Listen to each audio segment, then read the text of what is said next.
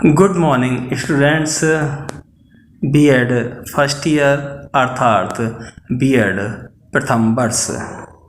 BEd first year में आपका paper 6 जिसका नाम है जेंडर स्कूल एंड सोसाइटी अर्थात लिंग, विद्यालय और समाज, यूनिट फर्स्ट इकाई 1 के अंतर्गत आज हम जानेंगे mutual relationship of gender, school and society अर्थात लिंग, विद्यालय और समाज में पारस्परिक संबंध। सबसे पहले mutual relationship of gender, school and society, लिंग, विद्यालय और समाज के पारस्परिक संबंध को समझने से पहले हमें ये समझना है कि पाठशाला, समाज और परिवार से मतलब परिवार के माता पिता के मध्य महत्वपूर्ण संबंध होना आवश्यक है।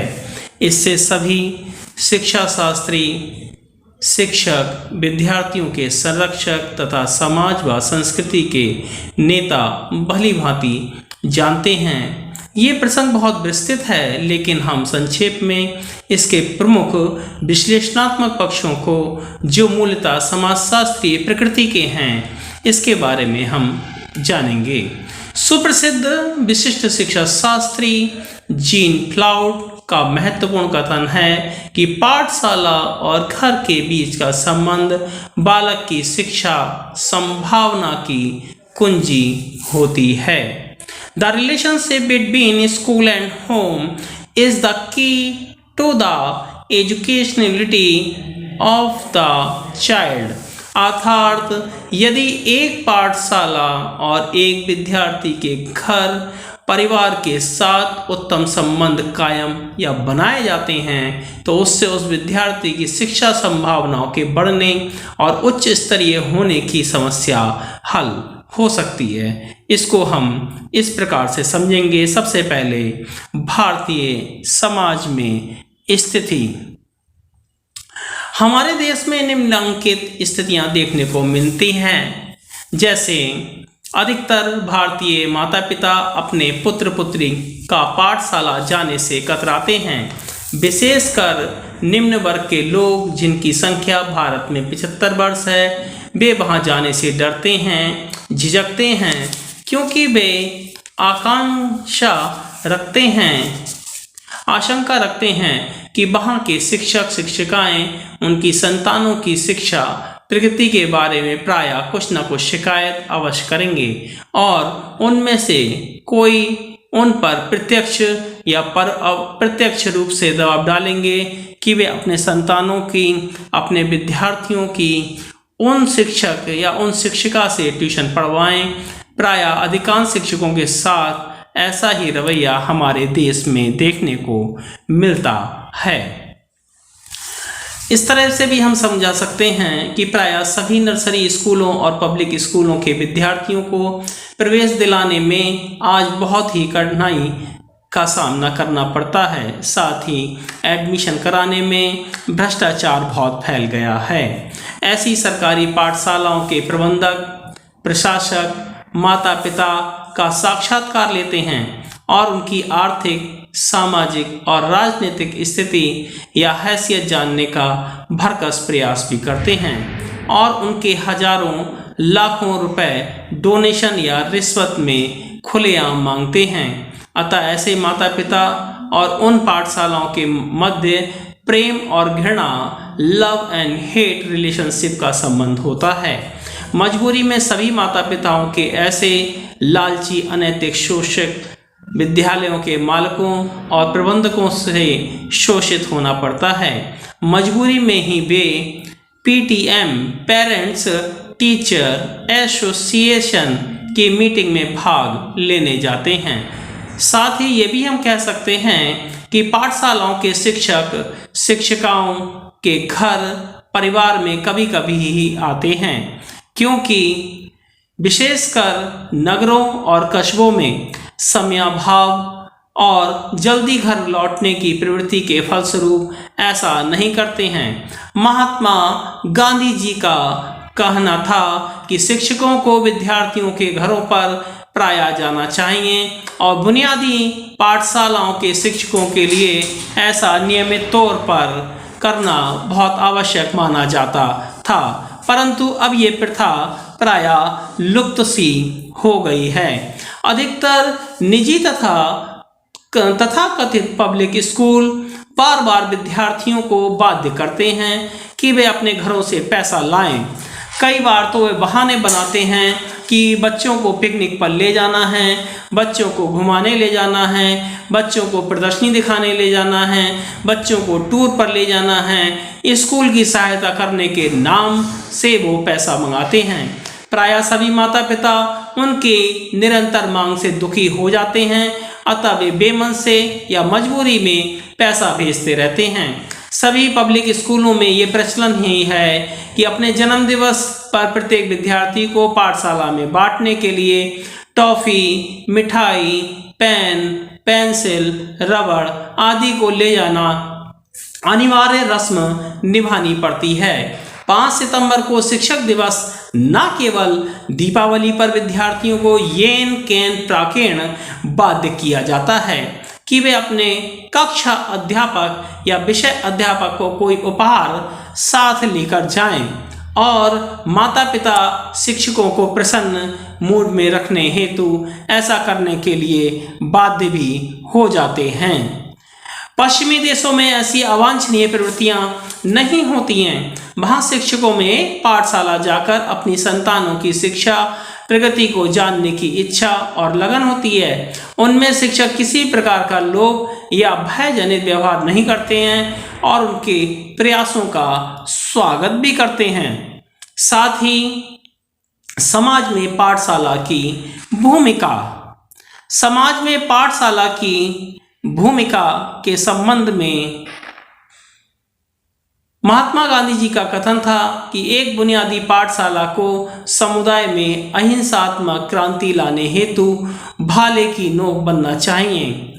अतः शिक्षकों को चाहिए कि वह अनिवार्य मांग जो करते हैं वो नहीं करना चाहिए। वे ग्रामीण तथा स्थानीय समुदाय में जाएं, वहाँ के नेताओं और वहाँ के सभी स्तरों के लोगों से मिलें और उनकी जीवन समस्याओं को हल करने में अपना अधिकतम योगदान दें। ये योगदान केवल मात्र सलाह देने या मौखिक नहीं होना चाहिए, बल्कि ये श्रमदान और नागरिकों का विविध क्रियाओं में भागीदारी बने, सहयोग प्रदान करें। ये अत्यंत आदर्श और उपयोगी विचार था।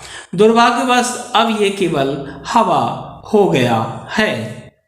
आज के भौतिकवादी युग में शिक्षक वर्ग भी व्यक्तिवादी, धन लोलुप और स्वार्थी हो गया है। निस्वार्थ सेवा करने का भाव उसके मन से लुप्त हो गया है। तीसरा बिंदु हमारा आता है पाठशाला और समाज का पारस्परिक संबंध। इन दोनों के बीच संबंध को इस प्रकार से विश्लेषित किया जा सकता है। नंबर 1, खुले दरवाजे वाला संबंध। इसमें पाठशाला अपने गेट या दरवाज़ा सदा खुला रखता है ताकि समुदाय के लोग अथवा उनके प्रधान पाठशाला में चिंता, किसी बाधा, किसी संकोच या किसी घबराहट के आ और जा सकें। ऐसा बहुत कम देखने को मिलता है। बंद दरवाजे का संबंध। इसमें पाठशाला अपने गेट दरवाजे सदा तथा अधिकतर बंद ही रखता है। उस पर भीतर से ताला लगाकर रखता है ताकि समाज के लोग उसके भीतर कक्षा में ना आ सकें। बहुत प्रयास करने के और पाठशाला के प्रधान की स्वीकृति पाते ही वे सब भीतर आ जाते हैं। पाठशाला के प्रशासक को ये कतई नहीं चाहते हैं कि समाज और राजनीति का कोई भी प्रभाव भारी हस्तक्षेप के रूप में पाठशाला में घुसे। साथ ही ये भी नहीं चाहते हैं कि अगर हम वो रोकते भी हैं तो कुछ ही देर में घेराव, हड़ताल, मारपीट विधानसभा और लोकसभा या दूरदर्शन पर हंगामे के रूप में प्रस्तुत हो जाता है। चौथा बिंदु है हमारा स्थानीय समाज पाठशाला के लिए क्या कर सकता है? स्थानीय समाज पाठशाला के लिए बहुत कुछ योगदान दे सकता है। सबसे नंबर 1 पे धन सामग्री की सहायता करके और उनको विकासोन्मुख की ओर ले जा सकता है। शिक्षकों और विद्यार्थियों को वास्तविक जीवन के अनुभव करा करके, पाठशालाओं को नैतिक सहारा दे करके, पाठशाला के कार्यक्रमों में भाग लेकर और उनका मनोबल की वृद्धि बढ़ाकर, पाठशाला के नए विचार, आदर्श, मूल्य, सामाजिकरण का प्रभाव के द्वारा, शिक्षकों में ठहरने रहने की सुविधा के द्वारा, विद्यार्थियों के मनोबल को बढ़ाने के लिए और पाठशाला के कर्मचारियों की कमजोरियों, बुरी आदतों और ना पढ़ाने की प्रवृत्ति को रोकने के संबंध में। अगला बिंदु हमारा 5वां बिंदु हमारा आता है, पाठशाला समाज के लिए कैसे योगदान कर सकती है। तो पाठशाला विद्यार्थियों के माध्यम से उनके माता पिता और उनके समुदाय के मूल्यों, दृष्टिकोणों, प्रेरणादायक जीवन और प्रेरणादायक ज्ञान के द्वारा भी प्रभावित कर सकती है। समुदाय के नागरिकों के गुण के द्वारा और उनके मूल्यों के द्वारा उनके ज्ञान को प्रसारित कर सकती है। समुदाय के जीवन को सांस्कृतिक और नैतिक रूप से सम्मिलित कर सकती है। सामाजिक और समाज से जुड़ी कुरीतियों, बुराइयों, अंधविश्वासों को दूर करने का भी महत्वपूर्ण योगदान है।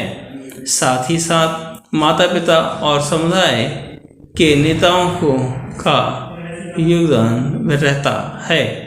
साथ ही माता पिता और समुदाय के जो नेता लोग हैं वो बालकों की आवश्यकताओं के प्रति बहुत ही संवेदनशील रहते हैं।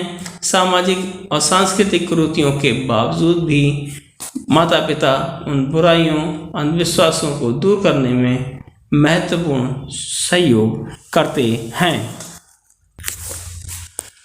माता पिताओं का समाज को शिक्षित करने और उनमें सहयोग प्राप्त करने की विधियां। पाठशाला निम्नलिखित विधियों तरीकों से विद्यार्थियों, माता पिताओं और समाज को शिक्षित कर सकती है और उनका सहयोग भी प्राप्त कर सकती है। घरों को जाना, साक्षात्कार करना, सामूहिक वाद विवाद करना, विचार गोष्ठी करना, संरक्षक शिक्षक मीटिंग करना, माता पिताओं, समुदायों के लोगों और नेताओं को पाठशाला में आमंत्रित करना, उनके समान सह क्रियाओं में भाग लेना, पाठशालाओं में रेडियो प्रोग्राम इत्यादि कार्यक्रम में भाग लेना। Thanks for watching. धन्यवाद।